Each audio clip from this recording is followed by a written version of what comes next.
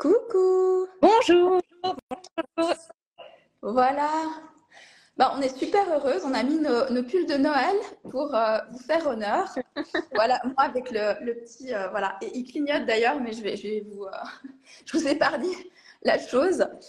Et du coup, on a reçu pas mal de questions. On se réjouit d'y répondre. Et puis évidemment, bah, si pendant le live vous avez des questions, bah, vous pouvez également nous poser vos questions. Alors, Virginie, je te propose que je pose des questions et toi, tu y réponds. Ça me va. Alors, il y a des choses un peu diverses et variées, mais on va commencer. Alors, première question, on rentre dans le vif du sujet. Comment faire baisser la FSH pour avoir une meilleure réponse au traitement de FIV? D'ailleurs, c'est une question dont on a parlé hier lorsqu'on discutait par rapport à quelqu'un qui venait vers nous et c'était très intéressant. Donc, je te laisse y répondre. Oui, exactement. Alors, non seulement c'est une question dont on a parlé hier, et c'est une question que j'ai eue en consultation hier, parce que en fait, un challenge, on voit effectivement des femmes qui arrivent vers nous dans des accompagnements parce que tout simplement, elles ont une FSH qui est haute, qui est au-delà de 10, au-delà de 15 parfois. Enfin, on a vu des FSH vraiment très hautes, hein, jusqu'à 50, 60, 70. On peut avoir parfois des FSH extrêmement hautes. Et en fait, cette FSH doit baisser sur une stimulation, puisque si elle ne baisse pas, on va avoir un effet qui va être très, très rapide de la stimulation. Et ça prédit quand même une beaucoup moins bonne réponse. D'ailleurs, c'est souvent qu'on va vérifier. On a Virginie, j'ai juste une question. Moi, ma connexion est vraiment mauvaise. Tu entends que ça fait une pause ou pas quand je parle? Parce que moi, j'ai un mot sur. Je pense que tu dois passer hors réseau. Ok. Si peut-être vous pouvez juste nous dire si la connexion est bonne pour vous ou pas. Parce que comme ça enregistre, et puis juste pour être sûr que ça passe bien. Parce que moi, j'entends un mot sur deux, donc c'est peut-être pas. Pour moi, c'est pas agréable. Je voulais juste savoir pour vous si c'était agréable au niveau du son. Est-ce que le son de Virginie est bon? Si vous pouvez juste nous dire. Ah, vous m'entendez pas? Vous m'entendez mal, en Adva, fait, on c'est ça? entend bien, mais pas Virginie. Ça coupe un peu. Ok. Ouais, il y a un mot sur deux en fait, c'est ça le problème. Je sais Ah pas mince. pourquoi. Pourtant, on est dans les mêmes bureaux, sauf qu'on s'est mis dans deux pièces différentes pour que vous nous ayez à l'écran les deux. Ouais, ça coupe. Ah non, ça coupe. Ça coupe, oui. Et moi aussi, ça coupe. Euh, du coup, je suis en train de me dire, est-ce qu'on ne devrait pas se mettre sur nos réseaux de téléphone et peut-être pas sur le Wi-Fi qui apparemment est capricieux aujourd'hui? Moi, je suis sur mon réseau de téléphone. Ok, alors moi je suis sur le Wi-Fi, par contre, non, Adva, c'est bon. Ok, bon, on essaye de continuer comme ça, désolée. Donc, pardon, je t'ai coupé, mais je voulais juste être que ce soit bon pour les personnes. Vous nous dites juste si vous nous entendez mal, ok? Comme Voilà. ça. Si vous nous entendez mal, vous nous dites comme ça, parce que voilà, ok? On fait comme ça. Si c'est bon, c'est ok, et sinon, ben voilà. Donc, effectivement, la FSH doit être régulée avant d'arriver à la stimulation, et c'est bien quand on sait qu'on va avoir une stimulation dans un mois. Merci pour les pulls. Quand on sait qu'on va avoir une stimulation dans un mois, ben c'est bien de la doser sur le cycle précédent, au premier jour enfin pas forcément au premier jour du cycle, mais dans les premiers jours du cycle, on va dire entre J2 et J5, pour voir comment elle est. Et ça va permettre d'une part pour le médecin parfois d'adapter le traitement de stimulation, mais aussi pour nous, si on vous accompagne, ben, de préparer un petit peu mieux cette stimulation. Donc, ce à quoi on s'attend pour partir sur un cycle de stimulation, c'est une FSH inférieure à 10. Même si les normes, parfois, elles vont un peu plus hautes, hein, elles sont plutôt souvent les médecins scolaires jusqu'à 12, 13, mais à 10, on a quand même la certitude qu'on aura un bon résultat. Et quand on a des FSH élevés, ben, il y a plein de choses à mettre en place. Vraiment, il y en a plein. Encore hier, j'ai eu une situation en supervision où quand on a vu ce couple pour la première fois, on avait une FSH à 15. C'était pas vraiment envisageable de faire une situation de faire une stimulation pardon, dans ce contexte-là. Au bout, 2-3 mois après, elle était descendue à 12 et au moment de la stimulation, elle était à 8. Donc en fait, ça se régule une FSH. Hein. Ça baisse, ça baisse, ça baisse, et il faut mettre en place et il faut comprendre pourquoi elle monte. Une FSH qui monte, ça veut dire que l'ovaire ralentit. C'est vraiment le fonctionnement ovarien qui est en train de ralentir, donc il faut rebooster l'ovaire. Soit il ralentit parce qu'il n'y a pas de ressources, pas assez de ressources. Donc les ressources hormonales, c'est quoi? C'est les vitamines liposolubles, la vitamine E, la vitamine D, la vitamine A, la vitamine K. C'est aussi les graisses, en fait, concrètement, et notamment le cholestérol, qui est la base de tout. Donc peut-être de ramener un petit peu plus de cholestérol, par exemple, dans le début de la journée, ça peut aider à faire remonter une FSH. Et en fait, un ovaire qui perd en ressources, il faut comprendre si c'est un phénomène qui est purement isolé ou si c'est un phénomène qui est plutôt généralisé, c'est-à-dire le corps entier manque de ressources. Et si c'est l'organisme entier qui manque de ressources, ben, ça veut dire qu'il va vraiment falloir faire un travail de ressources de fond beaucoup plus profond, parce que certainement à une situation d'épuisement liée au stress, liée à une infection qu'il faut identifier et résoudre. Et ça, c'est un peu tout le travail d'inspecteur gadget qu'on fait finalement quand on fait cet accompagnement. Ou Dr House, je dis souvent Dr House Ouais, aussi. c'est ça. Alors, c'est effectivement, C'est des références différentes. mais c'est vraiment un travail d'inspection, de recherche, de compréhension, d'aller comprendre un peu toute la dynamique du corps. Et souvent, c'est comme ça qu'on arrive à résoudre les problématiques de FSH. Et quand on a les problématiques de FSH, donc, en fait, la FSH souvent est en relation inversée avec la MH. Hein. Plus la MH baisse, plus la FSH monte. Et l'inverse, c'est vrai aussi. Et les oestrogènes rentrent dans la partie. Plus la FSH est haute, plus le taux d'oestrogène est bas. Donc, souvent, on a des choses qui suivent la logique, parfois pas. Parfois, on a des choses qui sont illogiques et des profils qui sont décorrélés au poids de tout en fertilité. Et ce qui est important, c'est d'avoir, je pense, vraiment d'être face à des personnes qui ont l'expérience pour comprendre pourquoi votre profil est comme ci ou comme ça ou comme ça, et pour aller chercher les pistes qui font que on va changer le jeu et les résultats. En fait. C'est vraiment... je pense que ce qui est important de dire, c'est que c'est vrai que, et ça c'était aussi une discussion qu'on a eue hier, c'est que le discours médical souvent est très négatif, c'est-à-dire votre FSH est trop haute, on peut rien y faire, votre AMH est trop basse, votre AMH est trop basse, on peut rien y faire. Et nous, en fait, dans la pratique, on voit vraiment que les situations, on arrive vraiment à les faire bouger, jusqu'à voir vraiment des valeurs biologiques qui bougent. Donc voilà. Et il y a que quelques rares situations qu'on n'arrive pas à faire bouger. On en a parlé hier, je pense que c'est important aussi de le dire, ce qu'on n'arrive pas à faire. C'était ce que tu m'as partagé hier, c'était vraiment quand le comptage folliculaire était quasi à zéro. S'il y a moins de 2 follicules lorsqu'on fait le comptage, ben là c'est compliqué. Par contre, si l'AMH est très basse mais qu'il y a un comptage folliculaire qui est bon, on peut le faire vraiment varier. Donc c'est vrai que attention au discours un peu alarmiste des médecins. Ils n'ont pas forcément les outils, c'est pas qu'ils ont tort, c'est qu'ils n'ont pas les outils pour réguler tout ça. Et nous, on les a. Donc, ne les écoutez pas trop. Mettez ça dans un coin de votre tête et dites-vous que vous, avec le mode de vie, vous avez tout à fait la possibilité d'influencer ces divers paramètres, en fait. Et il faut aussi, je pense, on entend des discours justement médicaux qui sont très lourds à porter, où on remet en cause notre capacité à avoir à l'instant. Enfin, c'est dur moralement, et du coup, il faut vraiment, je pense, considérer ce que le médecin dit. Les médecins sont aussi des tireurs d'alarme en quelque sorte quand on a une AMH. Ça ne veut pas dire qu'on n'aura jamais d'enfant. Ça veut juste dire que la capacité ovarienne des ovaires est ralentie. C'est anormal à 30 ans, 35 ans, c'est anormal que ça ralentisse de cette façon. Donc, je suis désolée Virginie, ça coupe encore, on nous dit que ça coupe. Ouais, la voix est hachée. Je sais pas si j'interromps ce live et du coup je le reprends avec sans le wifi. J'ai l'impression que le wifi. Je vais essayer de me déplacer dans la pièce. On va voir si ça marche. On va faire ça. Attendez, juste... de wifi, On a des problèmes de wifi. Ok. Ben, je pense que je savais pas en fait. Mais du coup, il faut que j'interrompe le bas. Je vais essayer d'aller sur mon réseau. Excusez-nous. Comme on dit, alors, je vais voir si je peux changer. Ouais, mais si je ferme ma page, c'est moi qui prends le live. Je pense que tu vas être fermé aussi. Alors, je me suis déplacée, je vais voir. Essaye de parler. Vas-y, Virginie. Ok. Non, effectivement, donc voilà, ce sujet peut-être un peu traité sur la FSH. C'est des robots. Ok, alors écoute, ce que je vous propose, on va couper cette partie maintenant. On va se reconnecter dans quelques minutes. D'accord? Voilà, super. Il paraît que c'est mieux. Voilà. Bon, ok, alors on continue. Alors là, c'est une question assez précise. De parler, si, je sais pas si, voilà, dites-nous juste si c'est ok maintenant au niveau de la voix. Est-ce que vous nous entendez bien? Moi j'ai l'impression que je t'entends mieux. Voilà, ça coupe encore un petit peu. Beau pull, merci. On a fait le petit effort pour Noël, voilà. Alors, attends, moi je crois qu'il s'illumine. Il faut que je trouve le truc. Je vous ferai ça tout à l'heure. Alors, infusion de gâtillier et alchémie en phase folliculaire et douleur au sein sur toute la phase lutéale. Pourquoi? Bon, alors déjà, parce que l'infusion d'alchimie et Gattier n'est pas vraiment ultra recommandée sur une phase folliculaire.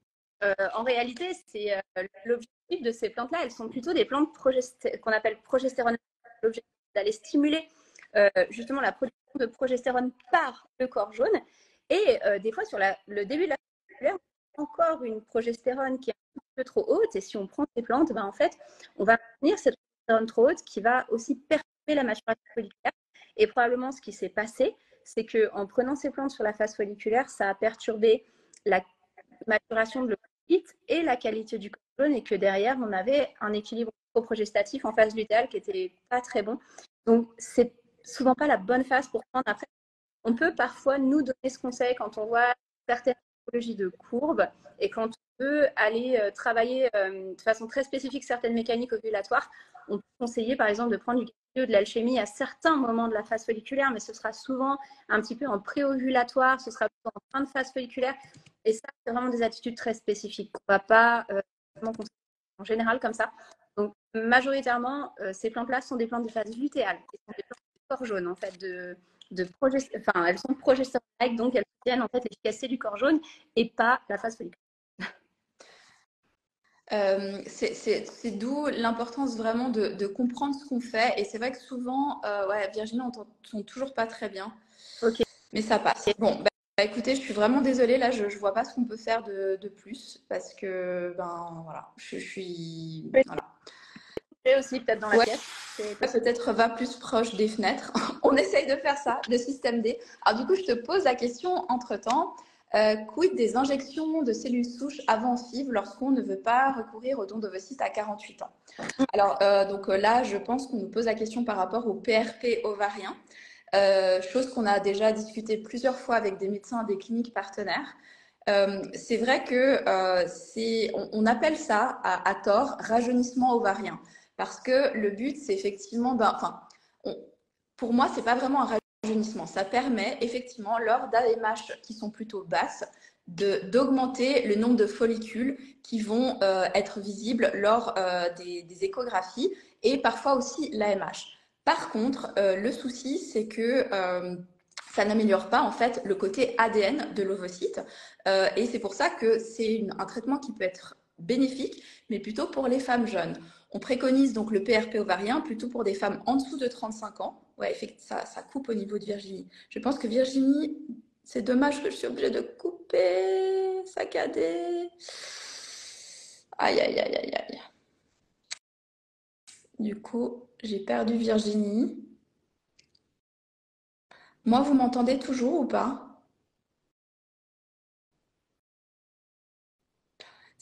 Sinon, on va essayer de se mettre dans la même pièce, c'est peut-être plus simple. Me revoilà. Voilà. Et là, je Alors, me suis connectée au Wi-Fi, donc on va tenter comme ça. on va tenter comme ça. Bon, on est vraiment désolé. C'est la première fois qu'on a des problèmes techniques autant. Donc, l'injection de PRP, ce que je disais, c'est que c'est vraiment beaucoup plus préconisé pour des femmes qui ont en dessous de 35 ans. On t'entend bien. Ah, super, merci. Donc, pour des femmes en dessous de 35 ans, parce qu'effectivement, on peut augmenter un petit peu le nombre de follicules et ça va aussi bouger un tout petit peu l'AMH. Par contre, ça n'agit pas sur la qualité de l'ADN et on sait qu'à partir de 35 ans et vraiment à partir de 40 ans, l'ADN se fragilise. Alors, on n'aime pas trop chez Fertiline ce discours âge où on s'arrête à 40 ans, on se dit ben voilà l'ADN est plus bon et puis on peut rien faire puisque nous on travaille aussi là-dessus. Mais c'est vrai qu'à 48 ans, on se pose quand même la question et le PRP seul, très honnêtement, à 48 ans, surtout si vous voulez vraiment pas avoir recours au don d'ovocytes, je pense que le taux de succès, je pense que les cliniques vous diront également, a très peu de chances de réussir. Maintenant, si vous faites en plus du PRP peut-être un accompagnement avec Fertile en travaillant sur l'ADN, de nouveau, on ne peut rien vous promettre parce que 48 ans, on sait que c'est vraiment, vraiment hyper limite par rapport à l'ADN, mais en tout cas, ça peut valoir peut-être la peine d'essayer. C'est ce qu'en tout cas on propose quand on a des questions. On a pas mal de personnes qui viennent aussi dans ces âges avec les mêmes demandes et c'est la réponse qu'on donne en fait. Je ne sais pas si tu veux ajouter quelque chose, Ouais, en fait, c'est Virginie. vrai que le PRP, c'est d'augmenter la quantité d'ovocytes. Ça ne marche pas toujours, ça marche particulièrement chez les insuffisances ovariennes précoces, en fait, notamment le PRP ovarien. Et en ce qui concerne la stabilité de l'ADN, cette problématique de l'ADN, elle se dégrade principalement au moment des premières divisions ovocytaires qui s'appellent les méioses. Donc, et ces phénomènes méiotiques, ils sont là 6 à 7 mois avant que l'ovocyte soit ovulé. C'est-à-dire que améliorer une méiose, c'est un phénomène qui est relativement long. Et franchement, entre 7 et 9 mois. Mais ça vaut le coup, probablement, de le faire si on ne veut absolument pas passer, effectivement, en don d'ovocytes. Et le PRP peut être un plus, mais dans ce cas, je pense que le raisonnement qui est le plus sage, c'est de se dire, OK, on se donne probablement 3-4 mois d'administration alimentaire, on fait le PRP, on se redonne encore 3-4 mois et on refait le PRP. Et ça peut vraiment, je pense, donner en tout cas des chances de succès en plus. Mais n'oublions pas que effectivement les divisions cellulaires de l'ovocyte, là où il y a souvent justement des problématiques de qualité d'ADN, elles se passent 6 mois avant, un peu plus de 6 mois avant que l'ovocyte soit haut. Donc c'est quand même pas forcément toujours là. On peut avoir des problématiques plus tard. Mais là, si on veut avoir une action complète, il faut vraiment l'envisager sur 6 à 7 mois. Et parfois, on n'a pas 6 à 7 mois à perdre du ans, donc il faut juste faire des choix très très pertinents. Et on est souvent aussi face à des situations qui sont très millimétrées comme ça, où on doit prendre en compte le contexte, le temps nécessaire à l'amélioration, mais on doit aussi prendre en compte l'âge, puisque cet âge va être déterminant pour savoir si on pourra donner suite en fait à ce projet ou non. Et donc, du coup, quand il y a beaucoup d'éléments comme ça à confronter, c'est un travail qu'on fait avec l'accompagnement, on confronte tous les éléments et on essaye de créer la meilleure stratégie de ça, quoi. Exactement. C'est impossible, il faut être vraiment stratégique là. Est-ce que l'endométriose peut causer une endométrite? Chez moi, ce n'est pas d'origine infectieuse. Est-ce que tu vois un lien entre l'endométriose et l'endométrite? Oui, bien sûr.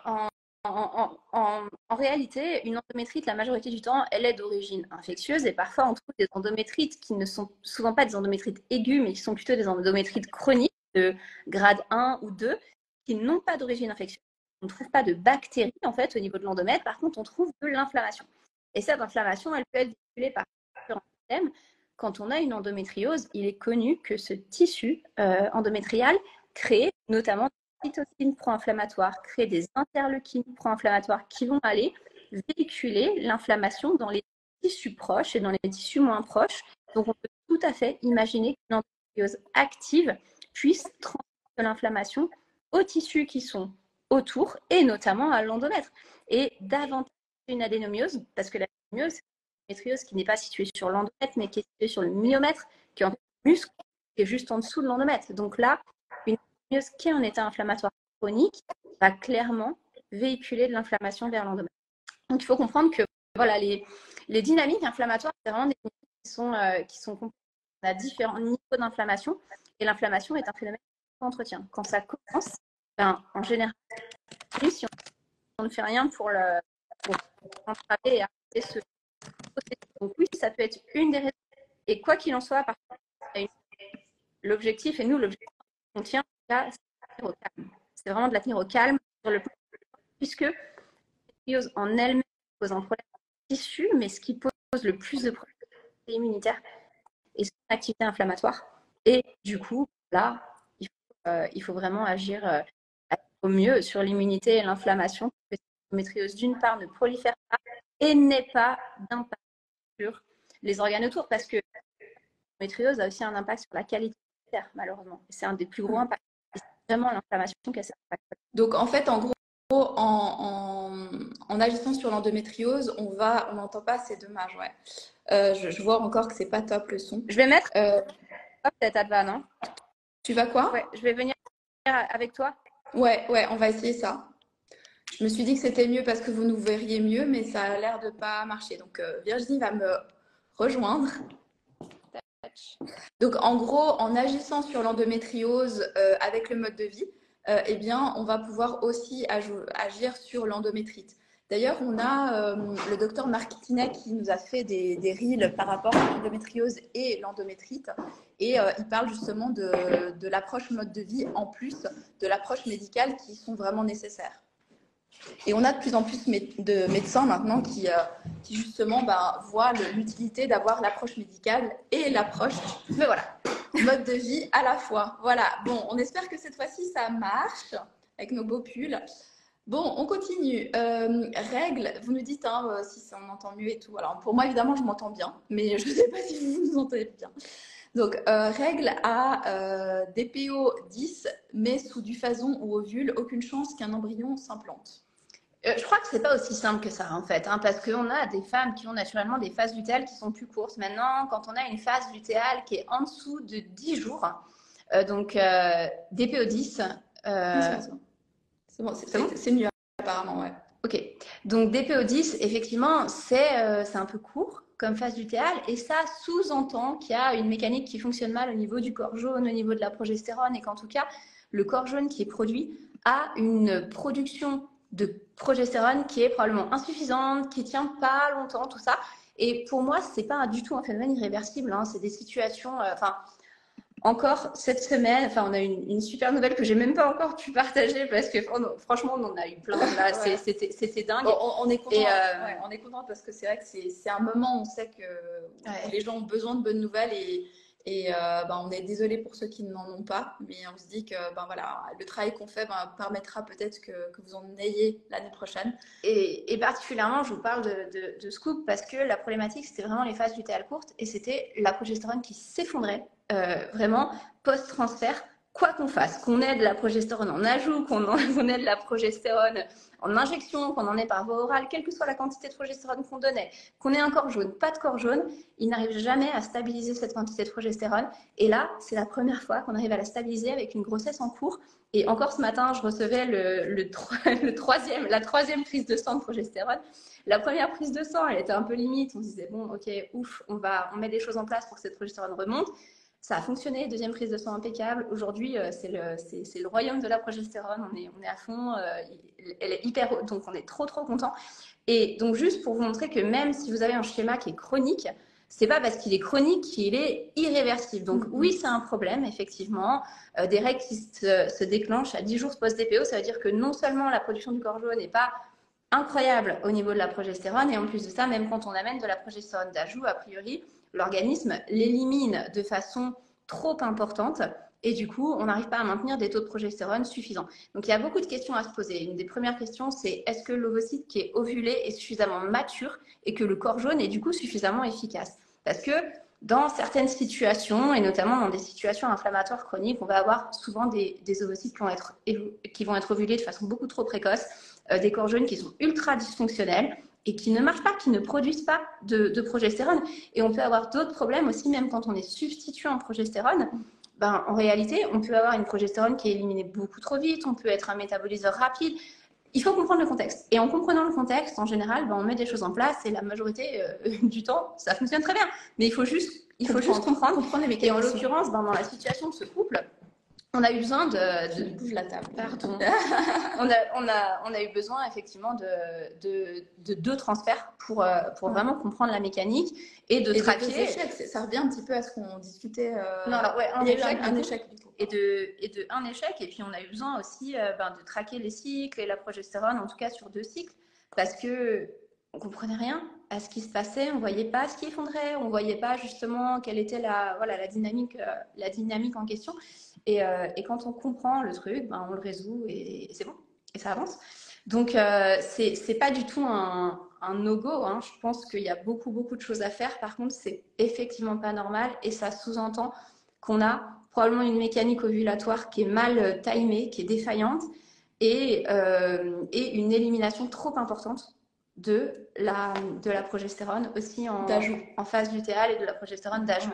Et ça aussi, il y a quand même pas mal de choses à faire là-dessus. Alors, encore une fois, nous, ce qui fait qu'on commence à avoir des solutions sur beaucoup de situations, c'est qu'on en voit énormément.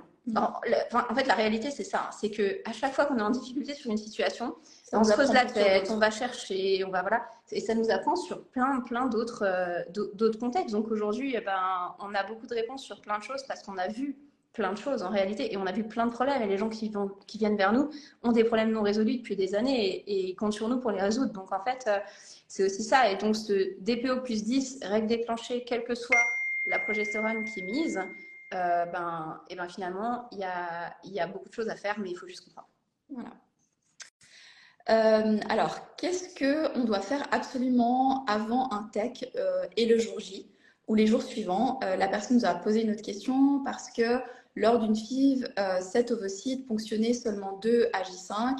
Ouais. Il y a une situation de SOPK, adénomiose, asténose ou spermie, enfin, etc. Pas mal de choses. Ok, alors déjà, qu'est-ce qu'on doit faire avant un tech et absolument le jour J? Je dirais de la cohérence cardiaque, ça c'est la première chose, c'est ce qui va permettre d'équilibrer au mieux tous les niveaux hormonaux. Ce qu'on doit faire aussi, c'est rester en mouvement, mettre de la contention veineuse éventuellement, surtout si on a des problématiques vasculaires, en tout cas tout faire pour que le sang puisse aller irriguer vraiment l'endomètre et l'utérus, ça c'est clair. Et qu'est-ce qu'on doit faire le jour d'un tech? Des dosages hormonaux. Probablement, ce serait une bonne idée de doser la progestérone. Ça peut être une bonne idée de doser la CRPUS, la TSH. Enfin, ça dépend du contexte, parce que c'est vrai que quand on est dans les accompagnements avec les couples, on va leur donner des directives très claires en fonction de leur contexte. On va leur dire, voilà, sur le tech, on voudrait tel dosage, tel dosage, tel dosage, parce qu'on connaît la situation de la personne maintenant. En fonction de votre situation, ça va être différent. Mais parfois, on va aller doser des homocystéines, parfois, on va aller doser un acide urique, parfois, on va aller doser un cortisol. Alors, ça dépend de ce qu'on connaît, du contexte. Mais globalement, le basique, c'est quand même d'aller doser effectivement la progestérone, au moins. Et puis, tout dépend du type de tech. Est-ce qu'on est sur cycle substitué?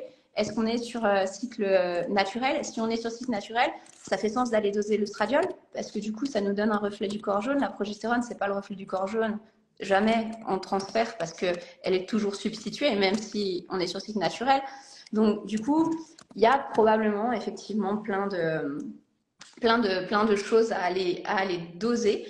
Et les jours suivants, rester en mouvement, marcher, surélever les jambes, faire en sorte que la circulation sanguine soit relativement bonne, s'hydrater énormément, réguler le système nerveux, donc faire de la cohérence cardiaque, parce qu'un système nerveux qui est en panique, qui est en stress, crée des contractions des muscles lisses, et notre utérus est un muscle lisse. Donc, on ne peut pas gérer nos contractions utérines. C'est notre système nerveux qui gère la contraction utérine. C'est notre système nerveux sympathique, en gros, qui n'est pas sympathique d'ailleurs, qui est notre branche de stress. Et en fait, du coup, si on est méga stressé tout autour du transfert, on va augmenter la probabilité que l'utérus soit très contractile. Et donc, ça peut vraiment diminuer les chances d'accroche. Je me suis notée, après le live, je vous partagerai aussi des vidéos parce que sur notre chaîne YouTube, il y a pas mal de ressources que vous pouvez accéder sur le transfert où on donne aussi d'autres tips. Évidemment, peut-être aussi la question de la personne, c'était pourquoi on arrive de 7 ovocytes à seulement 2 embryons. Pourquoi il y a une perte? Alors bon, il y a plusieurs problématiques. Il y a l'adénomiose. Bon, l'adénomiose, il y a aussi l'inflammation, donc ça peut aussi impacter la qualité des ovocytes. Ouais. Il y a le problème du sperme. Il y a le problème aussi du SOPK. Donc tout ça, c'est des sujets aussi. Alors maintenant, évidemment, vous vous focalisez sur le transfert et c'est super, vous avez 2 J5, ce qui est déjà génial. Il faut se réjouir d'avoir 2 J5. Il y a beaucoup de gens qui voudraient avoir 2 J5. Se dire comment optimiser les transferts et puis effectivement optimiser par la suite, si jamais ces transferts ne seraient pas un succès, optimiser en fait la FIV. Oui, et cette semaine, je vous ai évoqué plein de cas et vous verrez, il y a une situation qui est une situation d'endométriose avec un contexte d'inflammation sur laquelle on avait vraiment du mal à obtenir des embryons. Et vous verrez, j'ai posté justement l'échange que j'ai eu avec cette personne qui me disait « Waouh, aujourd'hui on a 4 blastocystes alors qu'avant on avait déjà du mal à avoir juste un J2 tout pourri. » Je reprends ces mots, c'est pas moi qui ai dit ça. Je reprends ces mots, mais vous verrez dans les stories ce message. Et en fait, par exemple, ce qu'on a fait sur ce contexte, c'est vraiment travailler sur tout le contexte: oxydation, inflammation, méthylation, capacité d'adhésion cellulaire. En fait, en réalité, soit on identifie des choses claires et on travaille dessus, mais sans oublier les autres éléments qui vont agir dans le contexte, soit on n'arrive pas à identifier quelque chose de clair et on travaille sur absolument tous les éléments qui vont travailler dans le contexte d'un développement embryonnaire. Et là, en l'occurrence, ben, oui, il faut travailler sur les gamètes masculines, sur la qualité des spermatozoïdes, peut-être aller doser des indices de fragmentation, résoudre une fragmentation au niveau de l'ADN spermatique. Ce qu'on arrive à faire, hein, vraiment, on arrive à le résoudre. Et si les, enfin, de nouveau, c'est pas un langage anti-médecin, pas du tout. Hein. Et de nouveau, dans leur domaine de compétences, ils sont bons. Mais on peut vraiment agir là-dessus. Donc, si par exemple la fragmentation ne revient pas bonne, s'il y a un problème de spermatozoïdes, c'est que souvent les retours des médecins, c'est on ne peut rien faire. Mais on peut faire. On l'a vu en tout cas. Voilà. Pardon, clairement, et puis le SOPK, en fait, ça crée aussi un contexte oxydatif, inflammatoire chronique. Donc, clairement, il y a vraiment des choses à jouer pour améliorer. Alors, pour le moment, il faut transférer les embryons et tenir compte aussi du fait que les raisons qui font qu'on a de la perte en développement embryonnaire sont aussi des raisons qui font qu'on a peut-être plus de difficultés d'implantation, donc il faut les résoudre. C'est clair, c'est pas parce qu'on a les embryons qu'on ne doit pas résoudre ce qui est en cours. Et non, il y a vraiment plein de choses à faire, mais la priorité, c'est de travailler vraiment sur l'oxydation et l'inflammation. Il y a une question qu'on nous pose souvent, c'est j'ai déjà vu une nutritionniste, qu'est-ce que Fertiline va m'apporter en plus? Ah ben clairement, en fait, bon, déjà de base, on est nutritionniste et moi j'ai fait longtemps de la nutrition générale dans laquelle je gérais des situations telles un SIBO, une problématique de flore intestinale, une constipation, un problème de fertilité, un problème de cholestérol. Enfin, j'ai eu des consultations larges et c'est plus forcément ce que j'ai voulu faire parce que je pense que quand on est spécialisé dans un domaine, on devient excellent dans ce domaine. Et ce qui fait qu'on devient excellent dans un domaine, c'est la quantité de situations des situations traitées en fait. Ouais, la quantité de situations traitées.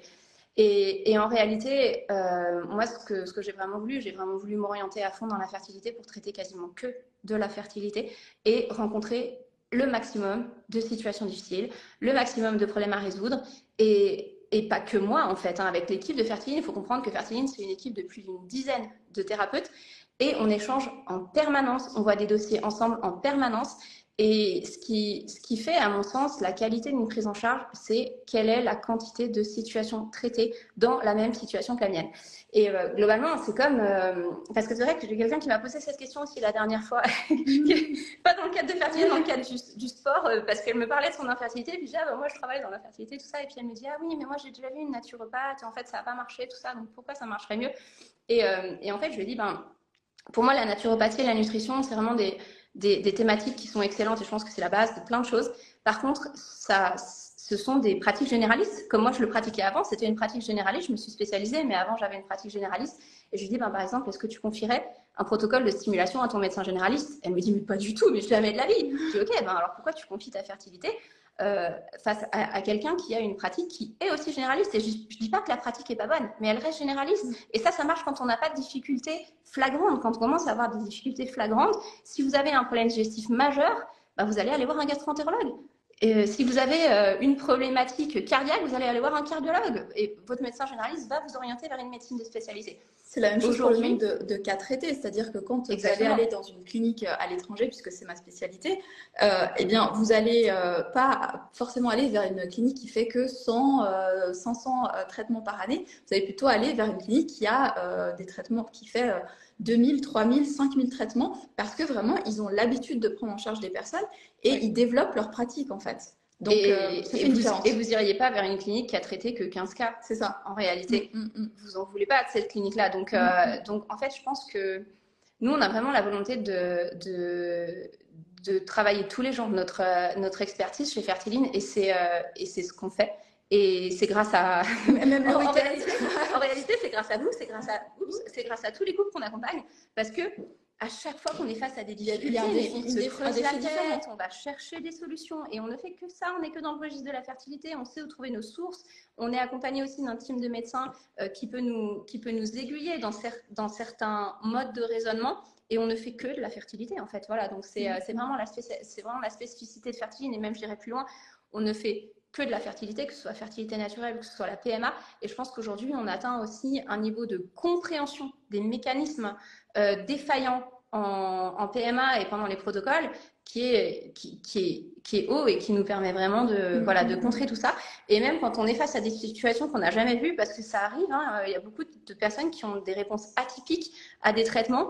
Et on n'est pas là en train de les considérer comme tout le monde et on essaie vraiment de trouver des solutions. Donc je crois que la différence, elle est vraiment là. C'est que il faut juste voir si vous préférez rester dans quelque chose de très généraliste ou si à un moment donné vous avez besoin de personnes qui sont ultra spécialisées ou finalement vous allez trouver votre problème en une consultation alors que vous aurez besoin d'en faire 10 probablement ailleurs. Et même peut-être que la personne ne va pas forcément trouver le problème, c'est aussi la base des algorithmes.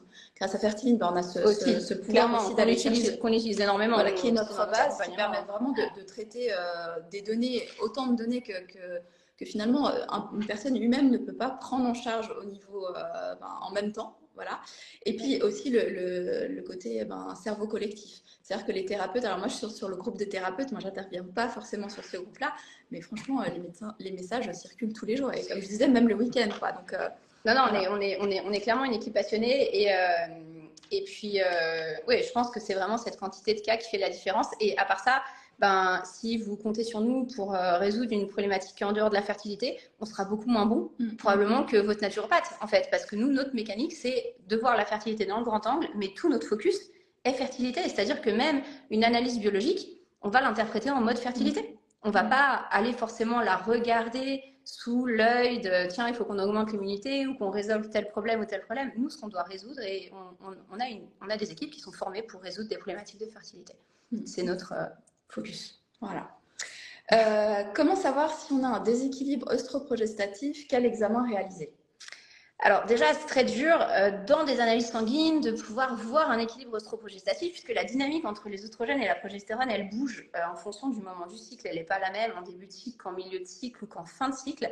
Donc souvent, on va se fier sur des symptômes. Nous, les déséquilibres œstroprogestatifs, on les traque dans nos algorithmes en fait. On va aller vous poser des questions sur plein de symptômes différents que vous pouvez avoir. Donc notamment, ça peut être parce que déjà, souvent, ces déséquilibres œstroprogestatifs, ils ont quand même une composante vraiment très individuelle et voire génétique. C'est-à-dire qu'on est avec une sorte d'équilibre œstroprogestatif et on le voit tout de suite en termes de localisation graisseuse. Moi, quand je vois une personne physiquement, je peux déjà vous donner une idée de l'équilibre œstroprogestatif qu'a cette personne. Parce qu'en fait, voilà, par exemple, le volume de la poitrine, la constitution des hanches, vraiment le profil physique va déjà être un indicateur. Après, il y a tout le côté syndrome prémenstruel, comment les règles sont structurées, est-ce que les règles sont longues, est-ce qu'elles sont courtes, est-ce qu'elles sont oxydées, pas oxydées, est-ce qu'on a des caillots, pas de caillots, tout ça c'est des indicateurs de cet équilibre œstroprogestatif. Le syndrome prémenstruel aussi, est-ce qu'on a un syndrome prémenstruel? Est-ce que les symptômes portent surtout sur l'irritabilité, c'est-à-dire vraiment symptômes du système nerveux, genre on est irritable, on est chiant, on est pénible, voilà. Ou est-ce que les symptômes portent plutôt vraiment sur le plan physique, c'est-à-dire qu'on a mal au ventre, on a des douleurs, on a les seins tendus.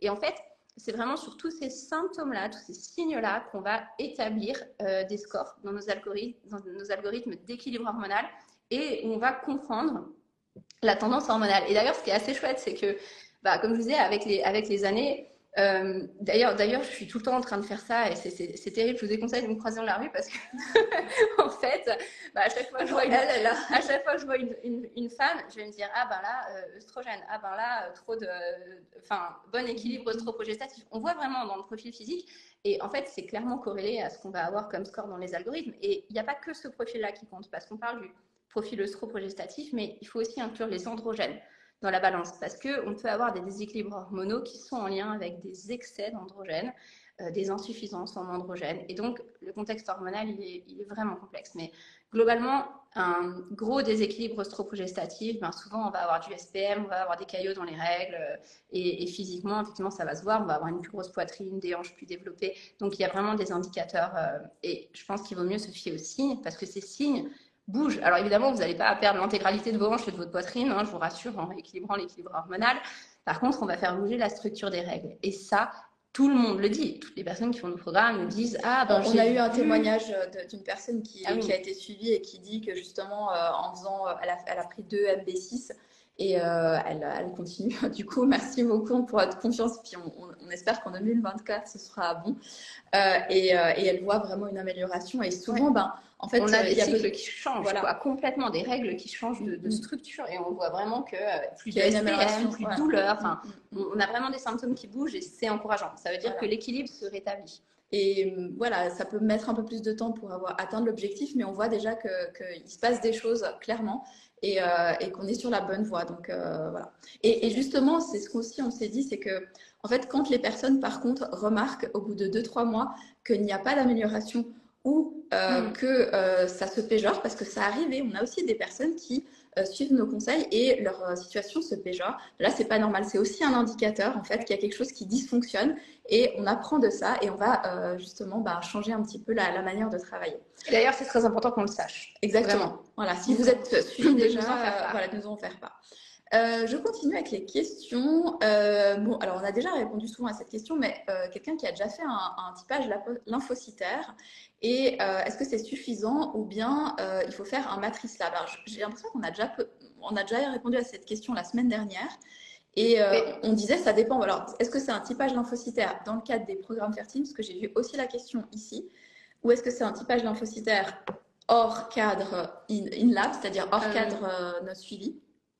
Oui, et en fait, les deux examens sont intéressants. Hein, c'est juste pas le même, c'est juste pas le même angle de vue en fait. Hein, voilà, en fait, on a une vue très très grand angle avec le typage et surtout on a des moyens d'action qui sont plutôt des moyens d'action naturels et de rééquilibrage de fond. C'est-à-dire de fond pour toujours. C'est-à-dire que ça. Souvent, quand on va faire Matrice Lab, on va poser le doigt sur quelque chose et puis on va mettre, comme on dit, un pansement pour réguler. Souvent, on voit que les NK sont trop, enfin, il y en a trop, donc on va mettre de la cortisone, etc. Un typage, on va réguler les choses pour le futur. Donc, c'est pas juste pour une grossesse, c'est potentiellement sur plusieurs grossesses, également pour votre santé. Donc, ça, c'est important. Et en fait, ce qu'on veut, oui, c'est ça, ce qu'on veut rééquilibrer nous avec un typage, c'est vraiment passer du mode infertile au mode fertile pour toujours. En réalité, c'est pas juste avoir un impact court sur 1 mois ou 2 mois sur la régulation forcée d'un système. Sur un Matrice Lab, on va forcer un système à prendre une orientation sur un temps court pour ouvrir une fenêtre, en quelque sorte, d'implantation. Nous, ce qu'on aimerait, c'est mettre le corps en mode fenêtre ouverte tout le temps, c'est-à-dire vraiment voilà, changer la donne, transformer l'infertilité en fertilité, alors que Matrice Lab, ça va, comme tu disais, juste donner un créneau pour qu'il y ait une grossesse qui puisse s'implanter. C'est ça. Et après, les deux examens sont intéressants parce que finalement, quand on a des échecs d'implantation qui sont ultra répétés, au plus on a d'outils pour travailler, au mieux on travaille. Et c'est intéressant d'avoir une compréhension globale maintenant si on doit mettre un ordre de priorité. Moi, j'aime bien Matrice Lab, mais c'est vrai que je préfère avoir cette vue grand angle parce que c'est ma façon de travailler particulièrement et c'est ce en quoi je crois le plus, clairement, de rééquilibrer le fond du problème. Et du coup, j'aurais tendance à mettre d'abord InLab et ensuite Matrice Lab, si on veut vraiment mettre une priorité. Mais c'est ma façon de voir les choses. Hein. C'est pas forcément, je dis pas que c'est juste la façon dont je travaille moi et dont on travaille nous, particulièrement dans l'équipe. Aussi une question qui revient souvent, je voudrais faire un programme Fertiline, mais le tarif est un frein. Et en réalité, je peux le comprendre. Hein, et comme je l'ai dit souvent, moi-même, j'ai eu d'énormes problèmes de santé. Et quand j'avais mes énormes problèmes de santé, j'étais étudiante, je travaillais à côté de mes études. Les finances, c'était un vrai gros sujet. Et moi, j'ai vraiment choisi de mettre de l'argent dans ma santé, d'investir dans ma santé. Et à ce moment-là, ouais, je suis pas partie. J'ai loupé des vacances avec mes potes. J'ai dû faire des concessions sur énormément de choses. Et aujourd'hui, je suis vivante et je vais bien et je n'ai aucun regret là-dessus.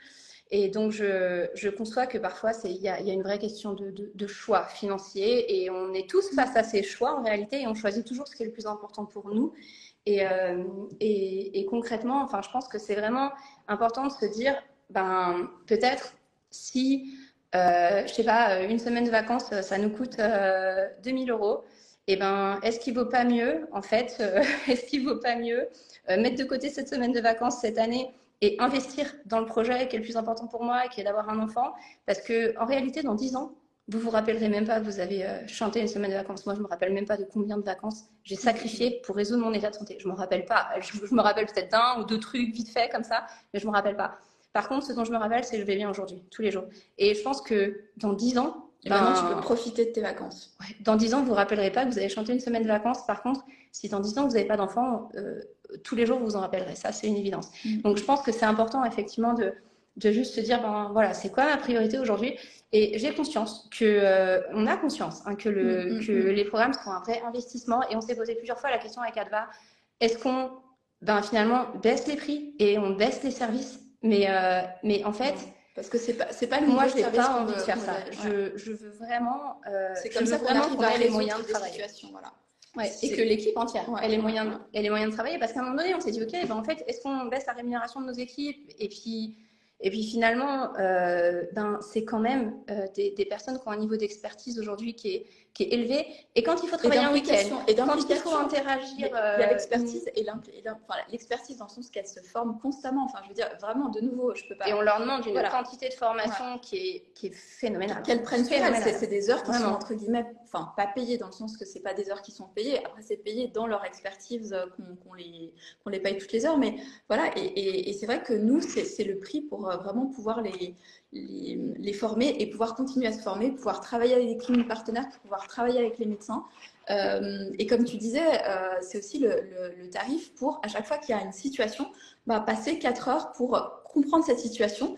Et quand on règle une situation, eh bien, on va la régler pour 10 autres personnes, parce qu'il y aura d'autres personnes dans cette situation. Mais ces 4 heures, on a besoin d'être rémunéré aussi pour ces 4 heures. Et puis au-delà de ça, si on coupe des frais, ça veut dire que aussi, ben, peut-être on pourrait diminuer certains frais administratifs, des personnes qui gèrent les dossiers des couples à l'entrée pour que les dossiers soient structurés correctement pour les thérapeutes et qu'on puisse avoir accès à toutes les informations.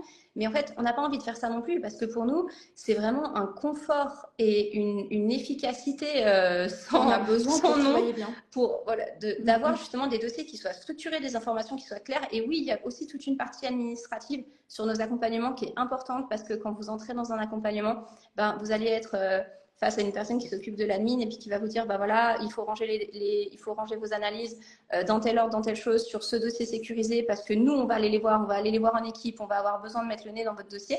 Et en fait, au plus on a d'éléments et au mieux on peut gérer votre situation. Et c'est aussi ça qui fait la différence, je pense, avec juste une consultation chez un nutritionniste ou chez un naturopathe, c'est que finalement on gère des dossiers, mais je crois que vous imaginez pas, des fois il y a le travail qui est visible, c'est-à-dire le travail que vous voyez, parce que c'est là le moment où vous allez voir un message, où vous allez avoir le rendez-vous avec votre thérapeute. Mais la thérapeute, elle a peut-être 2-3 heures de travail derrière pour discuter de votre situation avec Virginie, avec d'autres thérapeutes, analyser, revoir des études, revoir votre cas. Et voilà, c'est nécessaire en fait. Et c'est vrai que cette question du tarif, elle est là dans notre vie et pour tout plein de choses. Et concrètement, je veux vraiment que tout le monde puisse faire un travail de qualité. Ça, c'est ma priorité. Je veux qu'on ait des résultats et qu'on puisse s'occuper correctement des couples qu'on accompagne. Et ça, pour moi, ben, ça a le prix que ça a. Et je pense que oui, pour certains, ça va nécessiter des sacrifices et je le conçois. Et comme je l'ai dit, je l'ai fait moi-même. J'ai sacrifié des années de vacances pour rétablir mon état de santé parce que je devais vraiment investir dans ma santé. Et j'ai aucun regret. Et je pense que si vous sacrifiez, je sais pas, 2 vacances ou 3 loisirs pour justement avoir un enfant, je peux vous dire que dans 10 ans, vous ne regretterez jamais cette décision. Ça me met des frissons. Ça me met des frissons. Non, mais quand on pense à nos enfants, non, c'est clair. Et voilà. Et je pense pas que c'est un investissement et que ça nécessite aussi un haut niveau de confiance. Et je peux vous dire quand même une chose, c'est que oui, c'est un investissement. Et le fait que ce soit un investissement fait que vous avez une assiduité quand vous suivez nos programmes qui est incroyable. Moi, j'ai jamais eu une telle qualité de relation patient et d'assiduité avec les patients, en fait, que le niveau qu'on a dans Fertiline. Pourquoi ? Parce que oui, vous engagez beaucoup d'énergie, vous engagez beaucoup de finances dans ce projet. Et franchement, moi, je suis très admirative pour ça. Et les choses que vous faites et que vous mettez en place, vous le faites à 100%. Ça contribue au fait que vous le faites à 100% aussi, clairement. Alors, on continue un petit peu avec les questions. Ça, j'avais posé déjà plus d'informations, s'il vous plaît, au sujet de la fragmentation de l'ADN du sperme et le traitement. Là, il y a 2 questions sur la fragmentation de l'ADN, donc je pense que c'est intéressant de... Oui, alors la fragmentation de l'ADN spermatique, c'est un vrai sujet qui est complexe aussi. Et déjà, quand il y a une fragmentation de l'ADN spermatique, il faut se poser pas mal de questions. Première question, est-ce qu'il y a des varicocèles ? S'il y a des varicocèles, est-ce qu'elles sont résolues ? Est-ce qu'il faut les résoudre ? Est-ce qu'il faut les résoudre ? Parce que pas dans tous les cas, il faut les résoudre. Parce que les varicocèles, en fait, créent un processus aussi plus discontinu de la spermatogénèse avec des phases d'attente qui créent de l'oxydation. Et du coup, on se retrouve effectivement avec un ADN qui peut être fragmenté. Et on a des choses à faire aussi pour ça sur le mode de vie, parce qu'en réalité, une varicocèle, c'est comme une varice, c'est une problématique vasculaire qui est aussi souvent génétiquement un peu codée, mais qui s'améliore. Et d'ailleurs, quand on a des varicocèles, ça veut dire que aussi on a une fragilité vasculaire qui est beaucoup plus importante à tous les niveaux. Donc, ça peut être intéressant d'aller traiter ça. Et c'est pas forcément non plus très compliqué de le faire. Donc, est-ce qu'il y a des varicocèles? Est-ce que ces varicocèles ont une atteinte justement sur la fragmentation de l'ADN? Est-ce qu'on n'a pas une infection dans le sperme qui cause justement des altérations des spermatozoïdes? Avec ses pieds. C'est pas grave. Et donc, est-ce qu'on a justement un contexte infectieux? Donc, il faut aller chercher ça. Si on a un contexte infectieux, est-ce que la méthylation fonctionne? Est-ce qu'on a un taux d'homocystéine qui est régulé? Est-ce qu'on a des mutations MTHFR qui font que on pourrait avoir des process de méthylation qui ne fonctionnent pas et que du coup, au moment, parce que en fait, il faut bien s'imaginer que dans le processus de la spermatogénèse, on a un spermatozoïde qui en fait 4, 4 spermatozoïdes qui en font 16. Enfin, vous voyez, c'est un truc qui va super vite. C'est une division très rapide. Ouais, et c'est vraiment des divisions qui sont méiotiques, qui sont instables, qui demandent beaucoup de performance en fait en termes de division cellulaire. Donc, est-ce qu'on a tout ce qu'il faut pour que cette division cellulaire s'améliore en fait? Et ça, c'est hyper rapide une spermatogénèse, c'est 2 mois et demi, 3 mois. Donc, du coup, on peut vite mettre des choses en place et voir effectivement ce que ça donne et procéder par élimination au niveau des hypothèses. Donc, en gros, division cellulaire, est-ce que ça marche? Est-ce qu'il y a une infection? Est-ce qu'il y a des varicocèles? Et est-ce qu'il y a des sources d'oxydation dans l'alimentation, enfin dans le mode de vie? Est-ce qu'il y a un manque de sommeil, par exemple? Est-ce qu'il y a un niveau de stress qui est trop élevé? Est-ce qu'il y a une consommation d'alcool excessive? Est-ce qu'il y a du tabagisme? Est-ce qu'il y a une exposition toxique?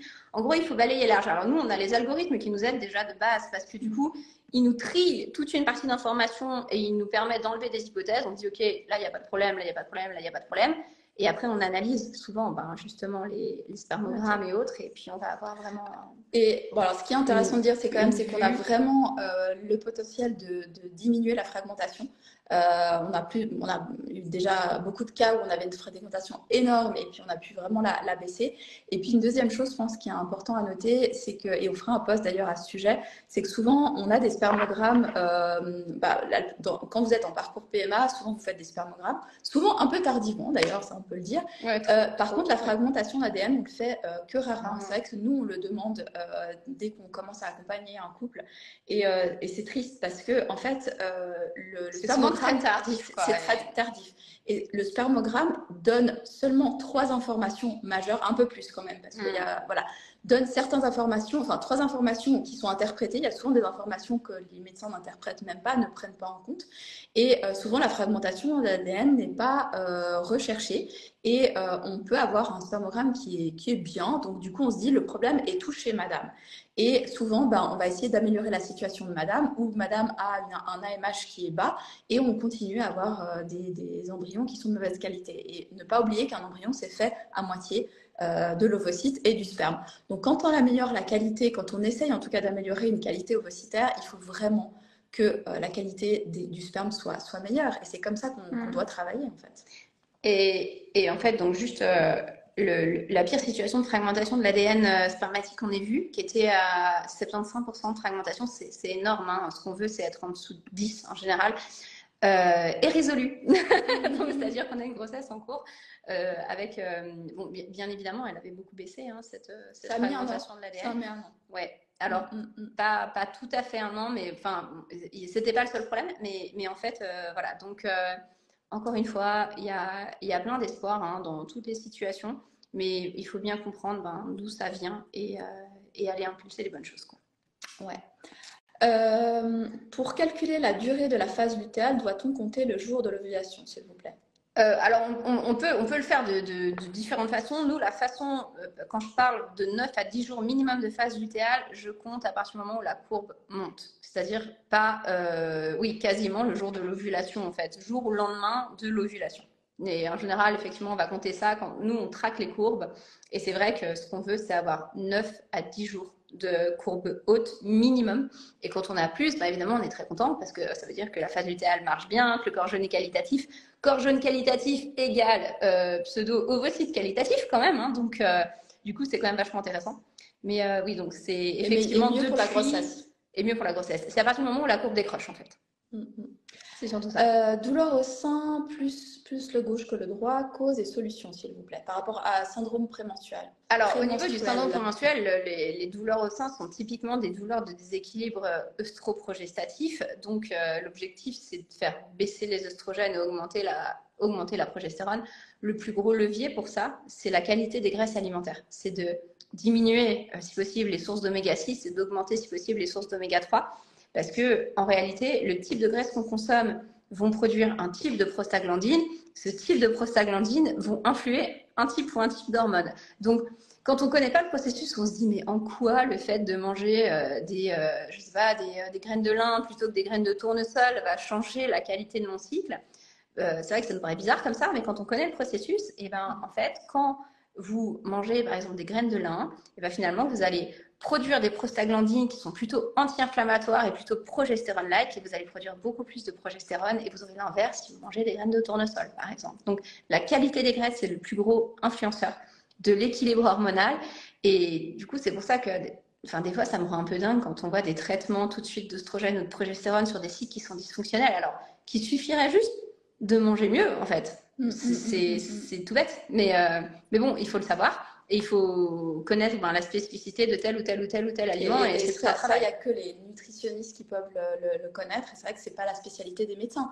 Donc si on aurait vraiment à bénéficier d'avoir vraiment une collaboration, et tant mieux, on a bien d'autres choses à savoir. Voilà, non, mais de plus en plus maintenant, en tout cas, on a des cliniques qui sont ouvertes à ça, qui veulent travailler avec nous pour améliorer le résultat, parce que finalement, c'est vrai que sur 2024, on a des collaborations très très fortes avec des cliniques qui aujourd'hui nous disent mais c'est essentiel d'avoir Fertiline dans la boucle pour mieux préparer les traitements et peut-être même des projets qui seraient encore plus forts que ça, donc c'est chouette. On voit que l'ambiance change au niveau médical aussi. Des projets, même un projet où le médecin voudrait que on ne fasse pas de stimulation sans avoir fait un programme Fertiline avant. Donc voilà, ça on se réjouit, mais voilà, on vous en dira plus quand ça arrivera.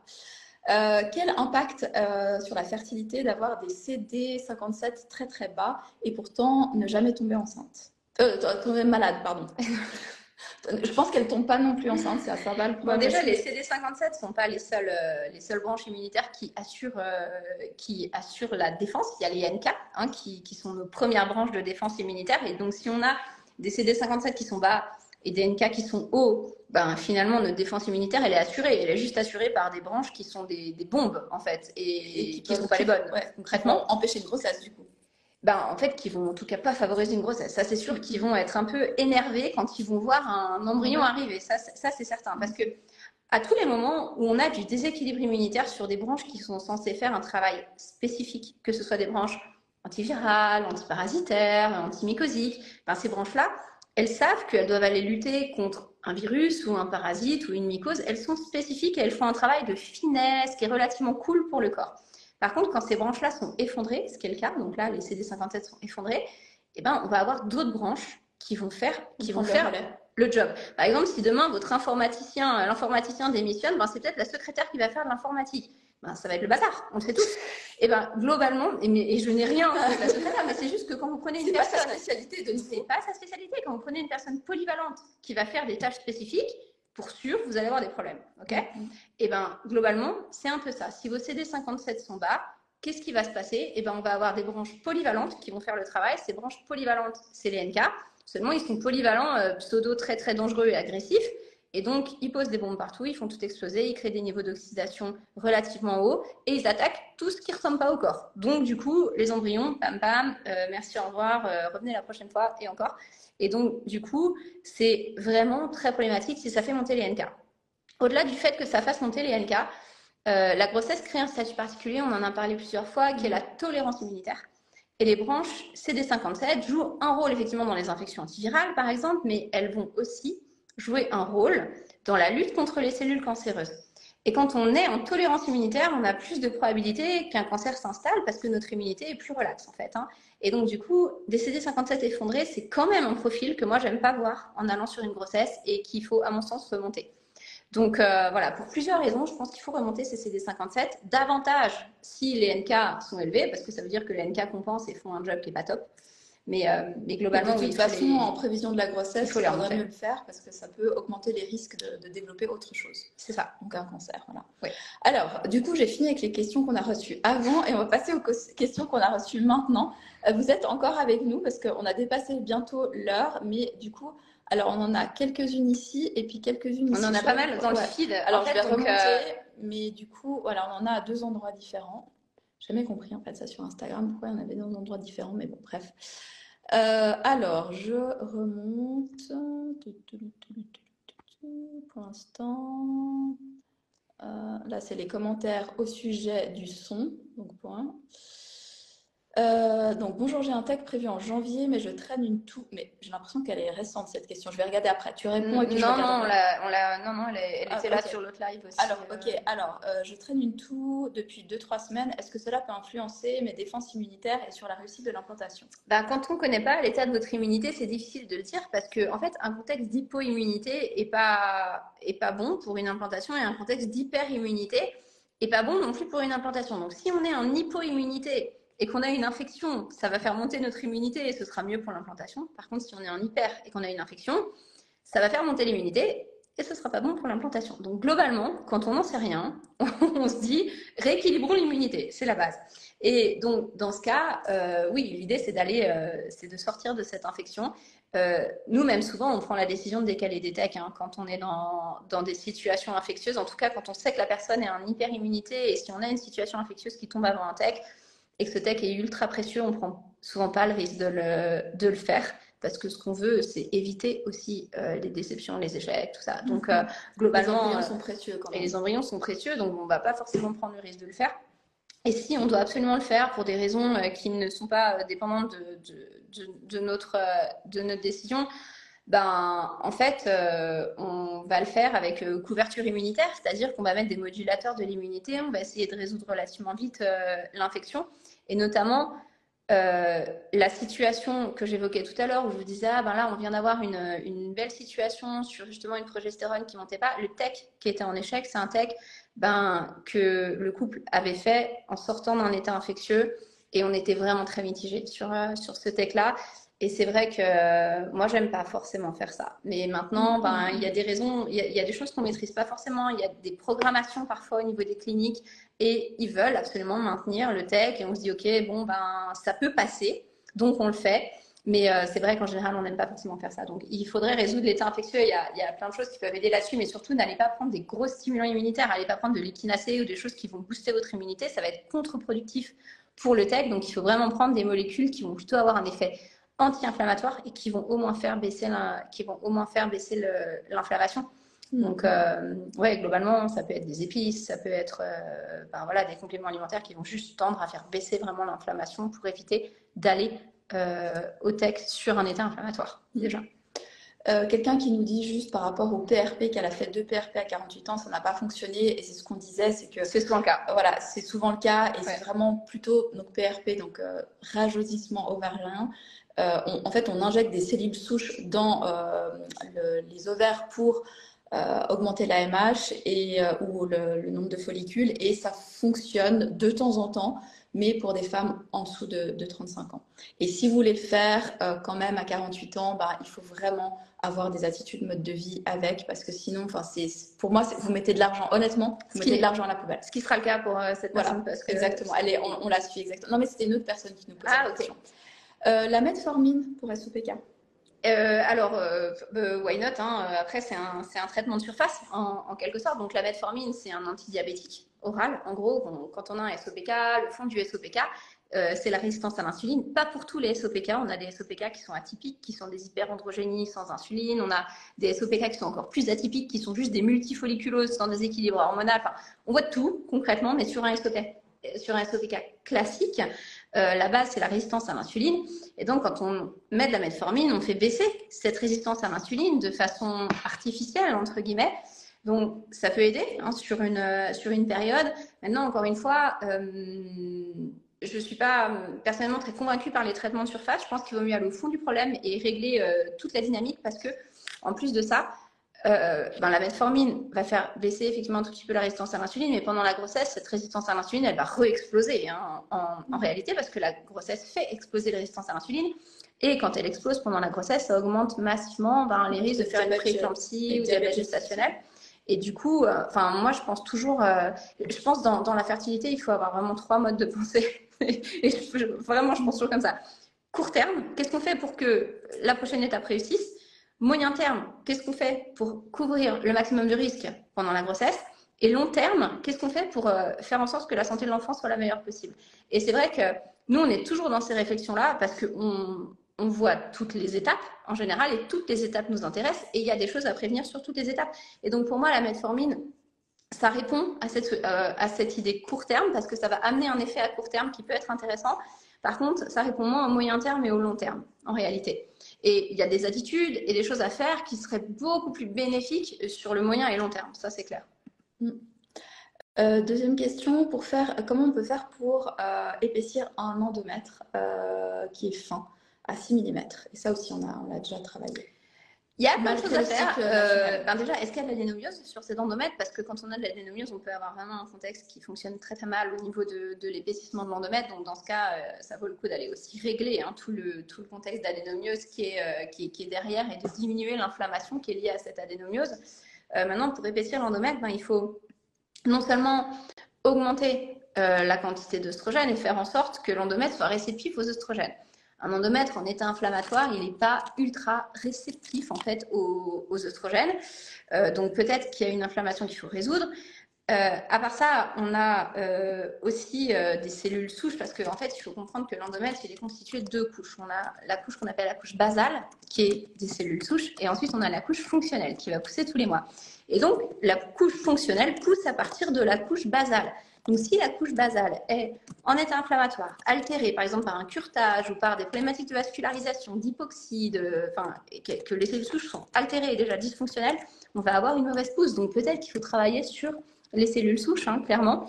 Et en général, soit on arrive à identifier quelque chose et puis on travaille sur l'élément, soit on travaille sur tout. En gros, les cellules souches, la vascularisation, l'adénomiose, le contexte inflammatoire. Mais souvent, on a des signes quand on a un contexte inflammatoire. Au niveau endométrial, c'est assez fréquent qu'on ait des pertes, qu'on ait des genres de spotting qui vont arriver en milieu de cycle, sur l'ovulation, des choses comme ça.